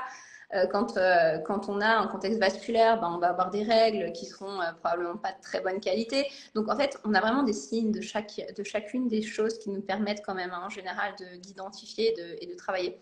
Et il y a quand même beaucoup de choses à faire, mais il faut surveiller tous les éléments qui contribuent à la pousse de l'endomètre. En fait, peut-être doser les œstrogènes aussi, pour voir déjà si le taux d'œstrogène est suffisant, et après on procède par élimination, en fait. Quelqu'un qui nous posait une question, j'avais vu tout à l'heure par rapport à la qualité d'un embryon à J6 ou J5, parce que j'ai vu plus loin, puis là il y avait une question. On a posé la question, il me semble, à une clinique récemment, en disant qu'il n'y avait pas de recherche comme quoi il y avait une moins bonne qualité, que ce soit entre J5 ou J6. Non. Donc pour nous, ça nous... Enfin, voilà, il n'y a pas de... Eux, en tout cas, n'ont pas remarqué de meilleur potentiel entre un blastocyste qui arrive au stade blastocyste à J5 ou un blastocyste qui arrive au stade blastocyste à J6. Et après, le développement embryonnaire, c'est un processus continu, mais qui n'a pas forcément le même rythme tout le temps non plus. Donc, et ce qui peut prendre du temps, c'est aussi la première division cellulaire, en fait, parce qu'il y a toute une phase de reconnaissance entre les 2 ADN. J'ai lu des choses récemment qui sont tellement... incroyable sur l'ADN, la vie embryonnaire, tout ça. Enfin, franchement, c'est juste hallucinant comme phase. Et l'ovocyte, l'ADN de l'ovocyte fait un travail phénoménal. Juste avant la première division cellulaire de l'embryon, il fait un travail de tri, de nettoyage, de remise des trucs dans l'ordre et tout ça. C'est une symphonie magnifique. C'est hallucinant. C'est hallucinant. Et c'est là qu'on comprend qu'un ovocyte et un ADN ovocytaire qui est de moindre qualité ne peut pas réaliser cette mission qui est haut niveau, quoi, en fait. Donc en fait, il y a plein de choses qui peuvent ralentir et le fait que, par exemple, une première division prenne du temps ou comme ça, c'est pas forcément non plus un très mauvais indicateur. Ça peut être justement un signe de ça se répare, en fait, et ça se répare correctement. Donc, et ça se prépare aussi. Alors, quelqu'un nous pose la question par rapport à une endométriose récemment découverte. Qu'est-ce que tu recommanderais comme complément alimentaire? Alors, il y a déjà des compléments alimentaires, on va dire, de base par rapport à l'endométriose. Après, ça se fait aussi par rapport au mode de vie. Mais tu peux déjà parler Ouais, peut-être des clairement. compléments Bon, alimentaires. je pense effectivement, comme je dis, la base pour moi, c'est déjà le mode de vie, d'adopter un mode de vie hypo-inflammatoire, hypotoxique. C'est vraiment super important pour justement faire baisser le niveau d'inflammation de l'endométriose parce qu'il faut beaucoup d'efforts pour faire baisser le niveau d'inflammation d'une endométriose. Après, il ne faut pas forcément beaucoup d'efforts pour maintenir ce niveau d'inflammation bas, mais la phase de switch, elle est tendue quand même. Hein, donc, il faut faire beaucoup d'efforts. Et il y a beaucoup de types de molécules différentes qui peuvent aider dans ce chantier, notamment il y a la curcumine qui est étudiée pour ça, il y a l'acide éllagique de la grenade qui est étudié pour ça, il y a la phycocyanine qui est étudiée pour ça, il y a aussi tous les compléments qui vont agir sur la régulation de l'inflammation, qui vont agir sur la tolérance immunitaire, certains probiotiques de tolérance immunitaire donnent aussi des effets hyper intéressants là-dessus. Mais souvent, on va pas forcément être réceptif à toutes les molécules. Et nous aussi, on tâtonne là-dessus parfois, parce que parfois, on va essayer un type de molécule sur un cycle et on va s'apercevoir que l'effet, il est incroyable. Et puis, l'autre cycle, on utilise un autre type de molécule, ça marche pas du tout. Et en fait, on voit que l'endométriose ne produit pas toujours le même type de problèmes et de molécules pro-inflammatoires. Et je pense que certaines endométrioses produisent de l'histamine, d'autres des TNF-alpha, d'autres des NF-kappa B, d'autres des interleukines. Et en fonction de ce qu'on va utiliser, on va comprendre comment fonctionne en fait le tissu et à quel point il est défaillant et sur quels critères il est défaillant. Et on va pouvoir justement établir un protocole qui fonctionne. Et de toute façon, un protocole qui fonctionne, c'est clair, ça va modifier la structure des règles, ça va modifier les douleurs. Et quand on touche ça, on bouge plus. On touche plus au protocole. Et on avance avec ce protocole jusqu'à la grossesse et on fait en sorte qu'on puisse le maintenir, en fait, en tout cas pendant les premiers mois de grossesse. Donc, il y a vraiment là énormément de choses à faire et énormément de compléments qui marchent bien, mais c'est normal qu'un complément ne marche pas chez tout le monde dans le cadre de l'endométriose, parce que toutes les endométrioses sont différentes et créent des molécules différentes aussi. On a une question sur comment améliorer la qualité des ovocytes. Alors ça, c'est une question qui est vaste et peut-être que, en tout cas, à la suite de ce live, je vais aussi vous transmettre des liens en story. Ouais. On a fait un webinaire sur la qualité ovocytaire et je pense que, parce qu'en fait, il faut déjà comprendre pourquoi cette qualité, elle est mauvaise et en fait, travailler tous les axes. Et ça se travaille sur plusieurs axes. Donc, je ne sais pas si tu voulais répondre quand même à cette question. Non, alors on a des webinaires effectivement qui sont très spécifiques, mais globalement, quand on parle de qualité ovocytaire, pour moi, il y a deux choses qui sont importantes à identifier. C'est est-ce que c'est une qualité qui est problématique au niveau de la membrane, c'est-à-dire qu'ils ne se fécondent pas, ils explosent quand on les féconde, ils ne se développent pas à partir du moment où ils sont altérés, ou est-ce que c'est une qualité qui est péjorée au niveau de l'ADN, c'est-à-dire que les divisions cellulaires sont lentes, on voit que ça péclote, que les embryons s'arrêtent, qu'on a des échecs d'implantation, qu'on a des grossesses biochimiques. Il faut vraiment différencier les deux choses et souvent on a des indicateurs d'une chose ou de l'autre. Voilà, je regardais un petit peu parce qu'on a encore beaucoup de questions et là je crois on commence à fatiguer, j'avoue. Et puis je pense que vous aussi. Non, ça va, on continue, d'accord, ok, on continue. Non. Alors, mutation MTF chez j'imagine 677, homocystéine régulée à 873, 73, pardon. Métaux de folate qui explose, comment la baisser, s'il vous plaît? Bon, déjà, le taux de folate qui explose, c'est un signe de mutation et probablement, si le taux de folate explose encore, c'est peut-être qu'il y a deux mutations, qu'on a peut-être une autre sur la 1298. Et comment réguler ce taux de folate? En fait, il faut du temps pour que les folates s'épurent parce que en réalité, quand on a une mutation, la pire chose qu'on puisse faire, c'est prendre de l'acide folique non méthylé. C'est un vrai poison, ça bloque complètement tous les processus de méthylation et ça péjore vraiment la qualité des embryons qu'on peut obtenir ou vraiment l'efficacité d'un protocole de PMA. Ça peut vraiment aller jusqu'à péjorer. Donc attention à l'acide folique non méthylé. Quand on a une mutation MTHFR, on ne devrait plus jamais toucher un acide folique non méthylé, c'est-à-dire qu'il faut faire attention aux compléments alimentaires que vous pourriez prendre pour vos cheveux ou pour autre chose. Alors nous, les compléments alimentaires qu'on conseille, ils sont tous méthylés. On n'a jamais fait l'erreur de donner des compléments non méthylés. Enfin, pour moi, c'est vraiment une erreur phénoménale. Personne devrait presque en prendre. Mais d'ailleurs, personne ne devrait presque en prendre. C'est un vrai poison, c'est très peu utilisable, ça intoxique les cellules, on le voit, ça fait monter les taux de folate cellulaire. Et il y a aussi, faites attention à ce que vous consommez aussi, par exemple, parce que dans certaines boissons énergétiques, par exemple, on va avoir de l'acide folique qui est justement non méthylé. On peut en trouver dans les céréales, dans les barres de céréales, dans certains chocolats. Donc, il faut faire attention à ce que vous n'ayez pas des sources alimentaires d'acide folique d'ajout, parce qu'il y a un peu cette folie d'ajouter des vitamines partout et dans tous les aliments. Et du coup, ça bloque aussi les processus de méthylation. Donc ça, il ne faut pas faire. Et l'homocystéine à 8,3, c'est bien. Et peut-être que ça peut être abaissé encore aussi un petit peu. L'homocystéine est un des meilleurs marqueurs de la méthylation, mais c'est souvent intéressant de la corréler avec le taux d'acide folique et avec le glutathion, parce que ça donne une vision d'ensemble beaucoup plus globale en fait de tout le processus de méthylation. L'homocystéine, c'est une seule vue, un seul paramètre de la méthylation, et c'est déjà bien s'il est régulé, hein, attention. Mais on a déjà vu des gens avec des homocystéines partir en fibre très haut, enfin des homocystéines très haut partir en fibre, et là. Oui. Intolérance à l'histamine, est-ce qu'elle influence la fertilité? Oui, bien sûr, clairement, parce qu'une intolérance à l'histamine, ça veut dire qu'on n'a pas la capacité de dégrader correctement l'histamine qu'on consomme ou même celle qu'on produit. Et donc, on a une forme d'intoxication à l'histamine, et l'histamine est une molécule ultra pro-inflammatoire qui fait réagir beaucoup de tissus, qui fait aussi beaucoup réagir le contexte vasculaire, en fait, qui crée des vraies problématiques de vascularisation. Donc, oui, c'est un souci, et ça se règle. À savoir que les enzymes qui dégradent l'histamine, elles sont principalement produites par notre flore intestinale. Donc, question derrière, est-ce que la flore intestinale va bien? Est-ce qu'on ne peut pas justement l'améliorer pour qu'elle dégrade plus d'histamine? Et on a beaucoup de biais et de moyens de régulation d'une intolérance à l'histamine. C'est un des sujets qu'on traite, bien évidemment, dans nos approches, clairement. Là, on nous demande une fourchette de prix pour un accompagnement. Alors, effectivement, on a changé un petit peu notre façon de travailler maintenant. En fait, tout le monde commence par la solution InConcept. Là, on a un tarif de 750 € hors taxe. Je parle de hors taxe parce que la taxe est selon le pays où vous résidez. Et on vous propose aussi d'avoir une réduction de 10% sur ce mois de décembre puisqu'on vous fait un cadeau. Donc, il y aura la réduction de 10% avec un code qu'on pourra vous partager tout à l'heure également. Et cette formule InConcept, en fait, vous donne accès sur 6 mois à tous les programmes, tous nos algorithmes, tous les programmes en autonomie. Voilà, il y a 33 programmes, c'est-à-dire il y a des programmes de préconception et des programmes qui vous accompagnent pour toutes les phases des traitements de PMA, mais également les phases de grossesse, de début de grossesse, parce que nous, ce qu'on veut, c'est vous conduire jusqu'à avoir un bébé en pleine santé. Donc, on vous suit jusqu'à la fin de la grossesse.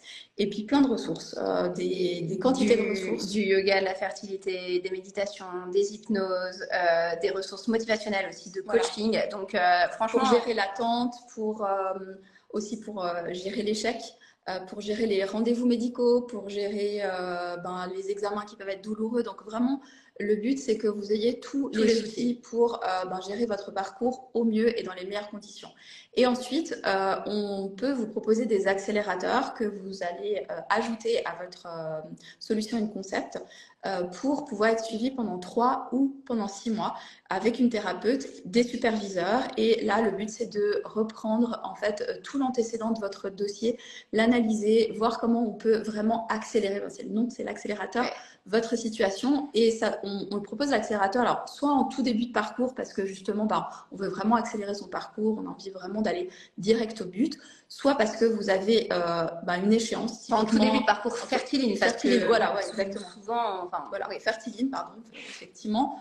Soit parce que vous avez une échéance, une FIV, un TEC, etc., qu'on va vous accompagner juste avant et pendant les premières semaines délicates, ou parce que vous êtes dans une situation vraiment complexe où les programmes fertilines peuvent déjà vous donner une grosse base, mais en plus, il va falloir aussi qu'on vous accompagne, qu'un thérapeute vous accompagne, puisse analyser le dossier, vous aide à la décision, reprennent le dossier. Enfin voilà, c'est vraiment et puis aussi bénéficie du cerveau collectif, c'est-à-dire de l'aide de toutes les thérapeutes. Ouais, vraiment moi je suis au cœur des accélérateurs parce que je suis une des superviseuses des accélérateurs. On en a plusieurs, et puis c'est moi qui gère les supervisions de groupes sur lesquels on discute en fait des dossiers de chaque team, parce qu'à chaque fois qu'on est dans un accélérateur, on est suivi par une team en fait, un thérapeute référent et un thérapeute superviseur, et les dossiers passent dans nos réunions de supervision où justement on trouve des solutions, on regarde quand on a des difficultés, comment on va les contourner, on regarde quand on a des spécificités, des dossiers atypiques, des choses comme ça. Enfin, honnêtement, notre travail est passionnant. Moi, on est toutes fans de notre travail dans l'équipe. On a une équipe qui est là depuis très longtemps. C'est trop cool. Et je trouve vraiment que dans ces accélérateurs, on arrive à donner une impulsion souvent au projet. Et on arrive aussi, je trouve, à avoir vraiment un œil très, très précis sur des éléments qui n'avaient jamais été vus et qui sont vraiment game changer, quoi. C'est à ce moment-là qu'on va clic-clac retourner la situation et se dire ok, là en fait on commence à gagner. et gérer les échecs. Parce que c'est pas parce qu'on rentre dans un accélérateur qu'on n'aura plus jamais d'échecs. Mais par contre, s'il y a un échec, on va en faire quelque chose. Je peux vous dire qu'on va en faire quelque chose parce que nous, ça nous prend la tête. À chaque fois qu'on a un échec, on se dit mais pourquoi? On ne comprend pas. On reprend tous les éléments, on reprend tout le dossier. Et même avant d'arriver dans les accélérateurs, là, j'ai eu une situation ce matin d'un couple qui a déjà commencé en in-concept et puis qui demandait justement, qui disait, bah voilà, moi on aimerait bien aller dans un accélérateur. De quoi on a besoin? Ben, souvent, on va leur dire, bah, réalisez, s'il vous plaît, tel bilan et puis essayez d'avoir ça, parce que nous, ce qu'on aime bien, c'est pouvoir commencer un accélérateur avec un dossier qui est bien fourni, qui nous donne plein d'indications. Et ce qu'on veut, c'est être dans la performance et c'est vous amener le plus rapidement possible à ce résultat qui est une grossesse évolutive. Donc, c'est une chouette dynamique. Moi, j'adore ce qu'on fait dans les accélérateurs, mais je trouve que ce qu'on fait dans InConcept, c'est incroyable aussi. Et voilà, c'est une très, très chouette dynamique d'équipe. Et je pense que c'est vraiment en travaillant en équipe. Et c'est pour ça, encore une fois, pour reprendre le coût des programmes et des accélérateurs, moi, je suis vraiment pas prête à baisser cette qualité de prestation et ce travail en équipe parce que si on a besoin d'être 4 ou 5 personnes à regarder un dossier pour le résoudre, j'ai vraiment envie qu'on puisse l'être en fait. Et je n'ai pas envie qu'on raisonne comme la majorité des personnes, se dire bon, finalement, c'est qu'un coup parmi tant d'autres, puis on s'en fiche qu'ils réussissent ou pas. Non, on s'en fiche pas en fait. On s'attache aux gens, on a envie qu'ils réussissent. Voilà, c'est un vrai projet d'équipe et je trouve ça trop cool d'être en équipe pour aussi pouvoir bénéficier du positif comme du négatif. Et donc, du coup, par rapport aux accélérateurs, oui, alors par rapport aux tarifs, en termes de tarifs, alors pour le 3 mois, il est 1850 euros hors taxe. Alors par contre, là, vous êtes à la taxe suisse. C'est la bonne nouvelle et on est à 8. C'est la bonne nouvelle. Non, mais c'est bien pour tout le monde. C'est à 8,1. La taxe suisse, c'est pas 20%, c'est 8,1. Et pour le 6 mois, je lis à côté, 3490 avec aussi taxe suisse. Et vous pouvez aussi déduire votre in-concept, une partie du in-concept, c'est-à-dire la moitié du in-concept si vous passez en accélérateur. On fait un petit geste pour le passage d'un produit à un autre. Il y a d'ailleurs quelqu'un qui nous dit, pardon. Et un accélérateur, c'est beaucoup de suivi quand même, parce que c'est en tout cas 2 consultations par mois, plus des supervisions. Donc, c'est intensif de votre côté et c'est super intensif aussi de notre côté, parce qu'en plus du suivi qui se passe avec vous en présentiel, nous, on a aussi le bac, c'est-à-dire que on reprend les dossiers, on regarde ce qui se passe, voilà. Donc, c'est un vrai accompagnement. Ouais, prise en charge. Ouais, honnêtement, moi, je trouve ça génial dans un accompagnement d'avoir ça et de proposer ça. Ça n'a rien à voir avec un suivi ou avec ce que je faisais avant en cabinet. Et je sens vraiment que là, on donne des éléments qui sont trop importants et on a une qualité de prise en charge aussi qui est vraiment géniale. Et d'ailleurs, il y en a personne qui me dit j'ai souscrit un programme depuis 4 mois et je ressens les bénéfices sur ma santé. Merci à vous aussi de votre confiance. Elle nous remercie. Et effectivement, vous pouvez déjà commencer par la solution in-concept. On a pas mal de personnes. On a reçu aussi un message ce matin qui était trop chou. On va vous le partager. Une personne qui a pris sa solution au mois de septembre et maintenant elle a son premier positif à insémination. Donc voilà, donc elle nous remercie. C'est Noël là. Ces 2 dernières semaines, c'était Noël pour nous. Franchement. Donc vous pouvez commencer avec InConcept, déjà voir comment ça se passe. Peut-être que vous allez aussi déverrouiller votre situation comme ça.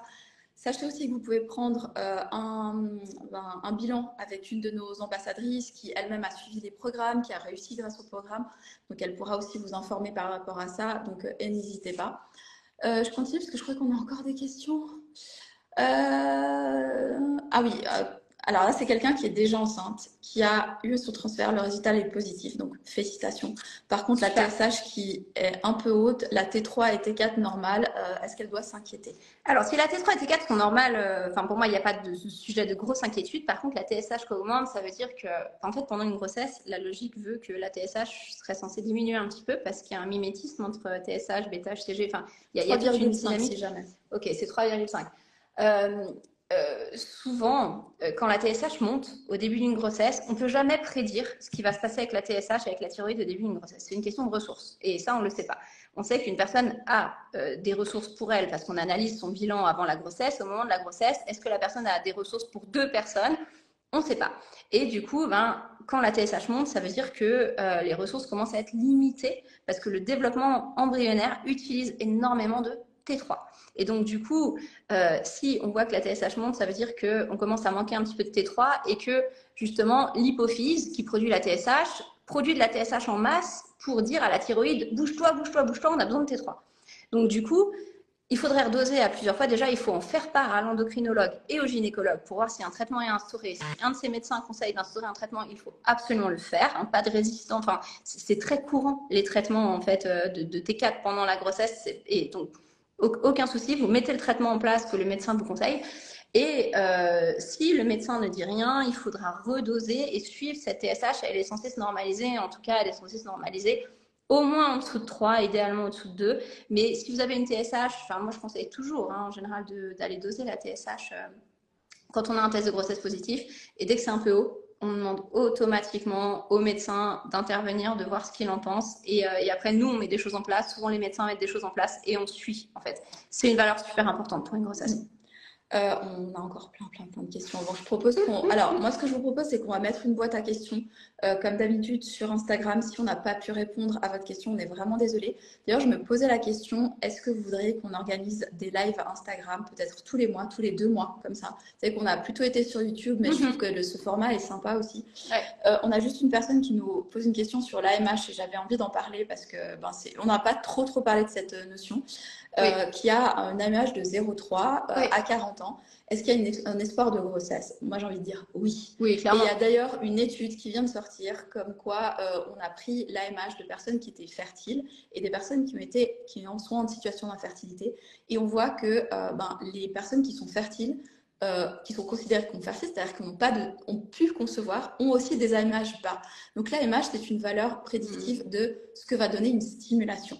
C'est ça. Voilà. Donc, alors clairement, vous allez avoir peu d'ovocytes. Ça, on peut vous le garantir. Vous n'allez pas avoir un max d'ovocytes. Et il ne faudra pas trop vous stimuler. Par contre, si on peut travailler sur la qualité des ovocytes, et on peut le faire 40 ans, franchement, vous avez encore toutes vos chances. Travailler sur la qualité. C'est clair.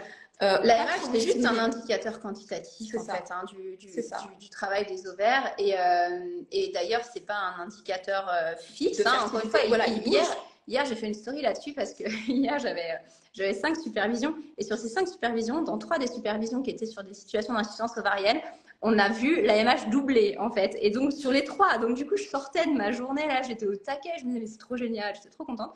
Et donc, l'AMH, déjà, ça bouge. Et en plus de ça, on a déjà vu des AMH à 0. Et moi, j'ai suivi, effectivement, une personne qui a 2 grossesses avec une AMH indétectable. 0,00. 2 grossesses évolutives, des bébés, tout bien, quoi. Donc, en fait, gardez pas cette mesure comme étant la valeur absolue qui va prédire si vous serez maman un jour ou non, parce qu'aucune étude ne montre ça. Déjà, nous ne le constatons pas non plus. Et par contre, une AMH basse, c'est un indicateur d'un épuisement, d'un essoufflement du contexte ovarien qui est réversible et qu'on peut booster. Voilà. En fait, il y a même une personne qui répond, qui dit elle a 37 ans, AMH à 0,01 et j'ai eu un bébé l'année dernière. Et ben voilà. Moi, j'ai une personne qui a eu 2 bébés avec 0,01 et peut-être. Bon, donc, non, mais ne vous déprimez pas avec cette AMH, il y a plein de choses à faire. Et si ça ne marche pas, moi, ce que je constate, c'est que les médecins ont envie de donner, et ça c'est toujours la chose, on veut donner une raison à une infertilité. Donc quand on voit un AMH bas, on se dit ah bah voilà, c'est l'AMH bas. Et en fait, fort probablement, c'est pas l'AMH bas qui fait que vous êtes en infertilité, c'est forcément plein d'autres facteurs. Et en plus, en considérant que ça, on risque de passer à côté de plein d'autres choses. Exactement. Ne restez pas que focus sur votre AMH parce que vous allez oublier plein d'autres trucs. Et en fait, ce qui est important, c'est d'avoir une vision globale. Et oui, l'AMH est un des indicateurs. C'est ça. Moi, ce que je vous propose, je suis vraiment... Il y a encore plein de questions.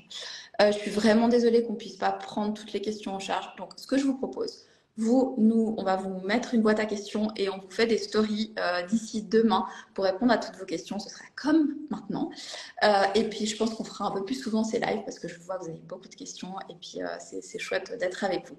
Donc, on vous souhaite de très belles fêtes. Et que ce soit les dernières sans bébé, surtout. Exactement, ou sans bébé ou sans grossesse.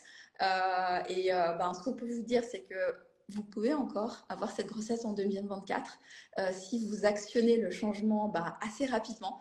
Donc, allez-y. On a cette possibilité d'avoir des réductions pour ce mois de décembre. Donc, n'hésitez pas et voilà, venez avec nous, on sera super contente de vous accompagner. Et si jamais, toute cette semaine, je vous ai partagé des stories sur des situations, des échanges que j'ai eus avec des couples que je supervisais, et des couples qui étaient vraiment dans l'incertitude encore à Noël l'année dernière. Et vous verrez les messages, il y a vraiment des messages puissants. Et j'ai vraiment sélectionné ces choses-là pour vous montrer que même si aujourd'hui vous êtes tout au fond du trou et que vous ne voyez pas de perspective, probablement il y en a, vous verrez, il y a des messages très puissants où la personne dit je ne sais même pas si un jour je serai maman. Et aujourd'hui, ben, elle a son bébé dans les bras. Et en fait, voilà, donc perdez pas espoir, accrochez-vous, il y a probablement plein de choses à faire.